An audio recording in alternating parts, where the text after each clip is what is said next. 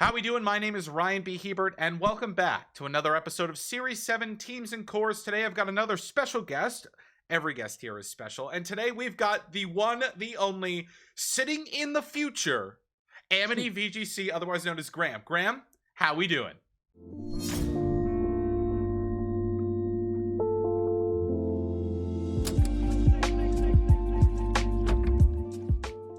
Hey Ryan, what's going on? It's a pleasure to be here and looking forward to chatting throughout today's episode. Yeah, you have been grinding away, Graham, at all of your videos. I see them almost every single day, and the grind to me is extremely inspirational and admirable. So, speaking of the grind, please tell us who you are, what you do, and if you have a Twitch, YouTube, like, what are you up to, my dude? Okay, so I'm Graham Ammodee, known as AmmodeeVGC. I'm from Brisbane, Australia. Been playing VGC for a couple of years now. But outside of that, I'm into fitness. I work as a child and family practitioner for a foster care agency. And so I'm very busy from Monday to Friday, usually after hours as well, work with kids, placements and that. So yeah, very busy times. Always like to have the spare time to try and dial in and play some VGC. I love that. And Graham, are there any ways for people to follow you or see the content that you're creating? Oh yes. I've got Twitch, Twitter, and YouTube. So YouTube AmmodeeVGC, Twitch AmmodeeVGC as well, and Twitter. I'm pretty sure it's Ammodee, just Ammodee. Yeah, but Okay. that's I can't remember the name sometimes. I never really give them out We'll that also that have it easily, but that's We'll also have it in the description of the video as well for everybody watching. So thank you so much, Graham. We'll get right into things here. Series 7. It's been a very, very interesting metagame, and it continues to evolve and to also show us that Colossal is king. Now, we're not going to go on previous takes on what other people have to say or my take of what the best team or core is. That's what you are here for today. So, Graham, what is your favorite team or core in Series 7 and why? well. Throughout years, I've always enjoyed having a strong physical based team and having competitive or defiant users. So I'm a big fan of Thunderous with the defiant on it. The birds are really cool with competitive as well. Articuno's got competitive, Zapdos got defiant. Always liked using them like Bravery. I love Cinderace. I love the Soccer Bunny. He's one of my favorite mons ever since he got Libero. I've always been using him. So yeah, one of my favorite cores at the moment is probably using Cinderace or a strong physical attacker with a Defiant user. It kind of just punishes Intimidate users, but also I think Defiant competitive are one of the best abilities, as well as Clear Body in this throughout VGC 2020 when Dynamax was introduced, just because of all the stat drops that can happen. You can really punish opponents by charging up with power with them. So yeah, but for core wise, probably Thunderous, Cinderace. Always like to have a bit of a hyper offensive mode. So you always see me using like something like Prankster Tailwind or having a taunt user somewhere like that to prevent Trick Room. I've always liked using fast mons. I just think that you got more chance in your favor of copping less hacks compared to something like using Trick Room, where someone can just spam Rock Slide and you flinch and you can't set up your Trick Room. Whereas Prankster Talon's pretty hard to. I think the only thing that can really flinch you is Fake Out. So yeah, that's my take so far on the core and the styles I like to use throughout VGC 2020. Graham, that's a really solid take, and I'm really interested in when you talk about Cinderace. Cinderace maxes out at 189 as a max speed if you really go all in on its speed stat, and there are a lot more Pokemon that have been introduced since the beginning of Sword and Shield that now outspeed Cinderace, and so does that dissuade you at all from wanting to use Cinderace when you have Pokemon like Dragapult or Regieleki that are a lot faster than it, frankly? Mm-hmm. Yeah, and the likes of Inteleon, Noivern. Noivern's not that common, but you got those fast mons that can outspeed. I know like Dragapult's pretty annoying when it can just max Wormwind and lower your attack as well. And Regieleki is just it's just Regieleki.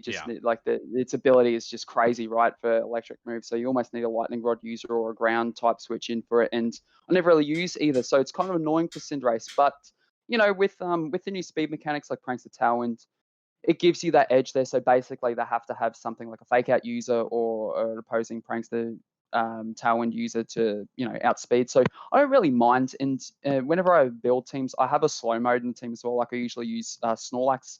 As you can see, it's probably one of my favorite monsters. It's always been in my teams throughout 2017, 2018, 2020.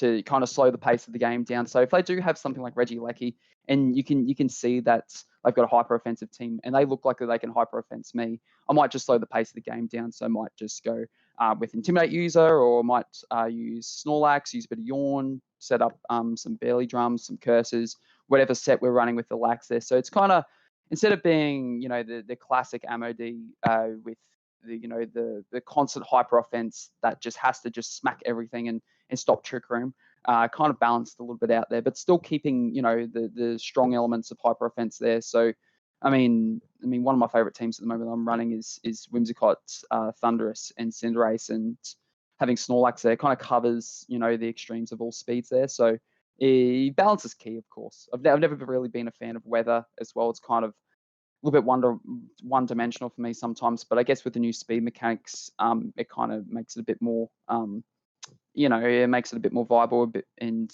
mixes things up a bit more there. But yeah, I mean, back to your question about the faster mons, it just depends. Like you can always work around it. There's many avenues you can take throughout the course of a VGC match. So whenever I build a team, I always have a few options around how I can tackle hyper offense or trick room teams, or balanced, or weather, or setup, you name it. So yeah, always keep a few of those common teams in mind. So that's the answer to your question there, Ryan.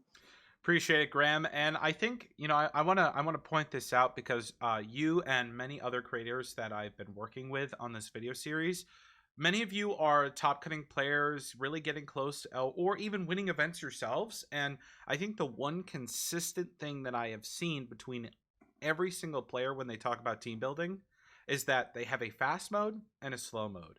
Balance is key, and I think consistently this is something that newer players can kind of take hold of when they're team building, to just remember that there are so many different ways a battle can go, and giving yourself the most options possible against any opponent is almost always going to be your best out to try to get the game and the set overall. So I wanted to point that out to you because many other players like yourself are also doing the same exact thing and are finding a lot of success with it. So you already know this, you're doing something right, but a lot of other players who are also playing like yourself at a very high level are also doing the same thing, and it's really, really cool to see players like yourself mention this every single time, and it's just wonderful as I go along with this to kind of keep hearing the same things over and over again. So, it is really like, here's this revelation for newer players to basically be like, look, this is what they're doing, go and do it, and see how it works for yourself, So thank you for answering my questions there. Now, with Cinderace,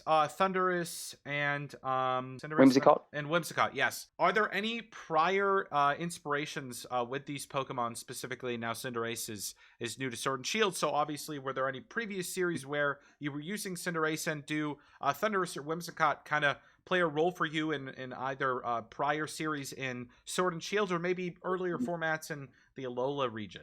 It's a good question there, Ryan. And it's got me thinking, because I don't think so. I think VGC 2020 is changed the game completely. Speed mechanics, Dynamax. It's all about, speed control, and doing the bulk of your damage output with your with your Dynamax there, as well as supporting your Dynamax mon as well. So you're seeing a lot more redirection there, a lot of support. It's game changing, between VGC 19, or say, let's rule out VGC 19 because there's restricteds, and we're always supporting the restricteds there because they were doing the bulk damage output back then. But compared to VGC 18, you had one Z move, and you can protect, you can stall it. Like that's that. You Dynamax, like there's 3 turns of essentially Z moves there, or Z moves, whatever you guys call it. And the defenses can drop. You can steamroll, snowball. It's really tricky to play around there. So you kind of had a bit more balance in 17, 18. Now it's kind of a bit more support. And when you build a team in mind, you kind of have an idea of, okay, maybe 2 or 3 Dynamax users that come to mind when you play games, and you when you try and set up your game plans for each, I guess, common core. But To answer your original question though, Whimsicott and Thunderous, I never really used them in previous generations. I never really needed that Prankster Talent. I never really needed that Defiant option back then. I know that Intimidate was used quite frequently back in the day, but you kind of just used a bit more. I mean, I steered more towards special hitters. So yeah, I mean, I love to say, could have used Whimsicott back. I mean, Whimsicott was viable back in 1817. I mean, like it was in the World 17 Championship team. Was it? I think his name's Ryota. Sorry if I got his name wrong, but Yeah. like that played a key role for his team. So could have easily, if I played VGC a bit longer, could have easily built something similar to his team. With the Prankster Talent, he had Charm as well. The spread Dazzling Gleam, which isn't, which is nothing's immune to fairy, so it's guaranteed chip onto both mons. So yeah, it's interesting though. It's great question that you've thrown towards me there. Got us thinking. Yeah, I love your answer. You kind of start off with like the first thing that pops in your head, and then you kind of come around back to the question, and it just gives me so much insight into kind of like how your mind is working when facing these questions like this, where you're kind of digging deeper beyond the initial question, and I totally appreciate that so much. So thank you. Now this kind of just popped in my head, and you being kind of really a breakout star in a centralized format with restricteds in VGC 19, there's been a lot of talk recently about GS Cup. You even have Wolfie Glick and Aaron Trailer playing GS Cup and like posting videos about it. And then Mount Silver this past week was running a couple GS Cup tournaments. Are you excited for the return for a possible restricted format where maybe or maybe not Dynamax is legal with restricteds, but we don't have megas anymore? We potentially don't have primals anymore. Like there's so much to wonder about. What are your feelings towards a possible return of a restricted format in the coming future? Possibly even for PC3, Players Cup 3, if it comes around that soon. Mate, I haven't even looked into the future. I haven't even looked past today around what's happening for GS Cup. Like I mean, this is probably almost the first I've heard about it. But okay, to answer your question there, so that I'm a bit useless in that regard. There, I've kind of dropped off a little bit throughout this year for I guess being in the loop with what's upcoming and getting that. I'll cross that bridge when that comes, But Ultra Series obviously was a breakout for me, and to be honest, it was a team that I worked hard towards throughout Moon Series right through to Ultra. I just stuck with the same team and tried to perfect it as I went, and I guess that's kind of how I sort of try and get better and better over time. I try not to make medicals. I try and execute teams and build and focus on building almost the perfect team as as the months go on. But looking forward to GS Cup. It would be a nice way to spice things up. I like how VGC 2020 and 21 has been been updating each month with each season, whatever you call it, with introductions to new mons, new series, like new DLCs, new mons. It's exciting. I think I'm a little bit scared about Dynamax and the the legendaries because of the stats and just bulk damage, and it's just, to me, I feel like it's going to be a lot of support around them and just nuking everything. I'm a little bit scared, but kind of excited at the same time. So yeah, we'll see how we go. I don't know what's going to be decent or not so far. I mean, I'm looking forward to seeing how is it called Zacian? Yeah. Zacian, however you pronounce it. That would be pretty cool. He looks like a very cool design. You always see it on the front cover of Pokemon Sword and Shield. And we haven't had access to using it for competitive play, so it'd be exciting to see how we can use it there. Obviously, the primals, whether they'll be able to access the blue and red orb, and I guess you go to their primal form. Or what are we talking about? Groudon and Kyogre there. Mm-hmm. they're always, them two and Rayquaza always play a big part in the restricted formats as well. But yeah, I mean, it'd be interesting to see what happens throughout GS Cup, and if it does happen for Players Cup 3, it'll be very interesting because it will be very fresh, and we'll see who's getting a grasp of the format early on.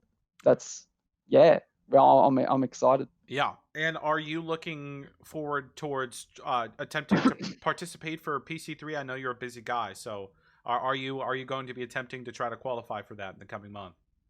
Oh, definitely. I'll definitely give it a crack, whether I'm prepared or not. I just know for Players Cup 2 in particular, I know that what was it, the qualifiers, the initial qualifiers, what's it, where you play, best of 145 Yeah. matches or something like that. Like I had a team, like that was Series 5, and I always had a team, so I did decently there and qualified just fine there, like I think top the Oceania region, which is a smaller region compared to all the others. But Hmm. when it came to Series 7, I had nothing. Like I used the Oh, Series 6, I used the Series 6 team. I had no Series 7 one. So it was very tricky. I did the best that I could, but for Players Cup 3, we've got the Christmas, we've got New Year, I mean, I haven't got time off work at the moment, but I'll try and make use of the public holidays to try and generate some team ideas and just see what's going to happen there. But yeah, it's kind of that's kind of the reason why I'm better at formats which last a longer period of time. Just gives me a bit more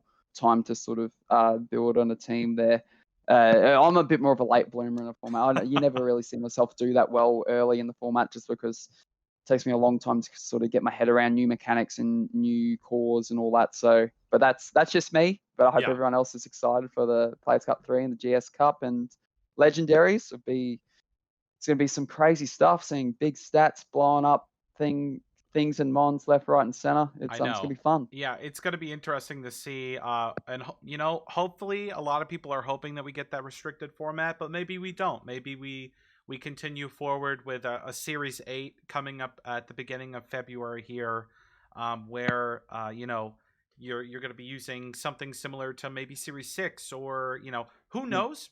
Who knows? All I mm, know, Graham, is that Series 7 most likely is going to be what the qualifier is going to be played in. So luckily for both of us here, we can use our mm. Series 7 teams and kind of, just blow through that best of one ladder and qualify again. So, Graham, I will be so excited to see you in Players Cup 3, and I cannot wait to see what you're going to be up to and what you're going to be doing. So, I just want to thank you for coming on today, because I know you're a busy guy, and there's a lot going on between your fitness life, your social work, and just everything in general. You are an amazing human being. I'm so glad that you're a part of the community, and thank you for taking the time to join the video today, because it means a lot to me and hopefully my viewers as well.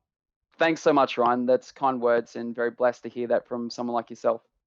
Folks, thanks so much for tuning in to Series 7 Teams and Cores. This was Graham AmmodeeVGC, checking us out here. Be sure to follow him on Twitter at Ammodee, his YouTube channel, AmmodeeVGC. I'll be linking all this stuff down below. He does some amazing work over there, pretty much like daily content. Like it's some really fantastic stuff. And if you're not watching it, you're missing out. So, folks, thanks so much for tuning into Series 7 Teams and Cores. We'll be back again very soon with some more special guests. But for now, how we doing? I'll see you later.